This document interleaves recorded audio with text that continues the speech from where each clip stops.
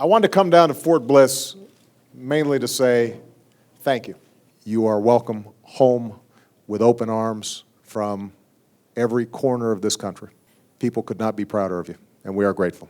2 years ago, President Obama traveled to Fort Bliss, Texas, to mark the end of our combat mission in Iraq. This was the end of the United States being responsible for the security of Iraq, and it was one important milestone on the way to removing all of our troops from Iraq and bringing an end to the Iraq War after so many years of sacrifice.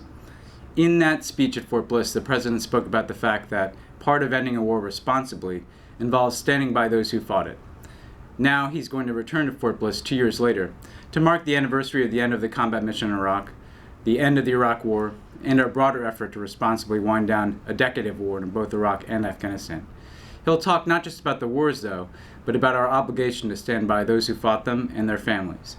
That means making sure they have the health care they need, including the mental health care to deal with issues like post-traumatic stress disorder and traumatic brain injury that so many of our soldiers and troops are wrestling with, as well as standing by our military families, making sure they have the educational opportunities they deserve, and then making sure that our veterans have employment opportunities so that they can go about doing the work of rebuilding our nation at home that they've served so well abroad.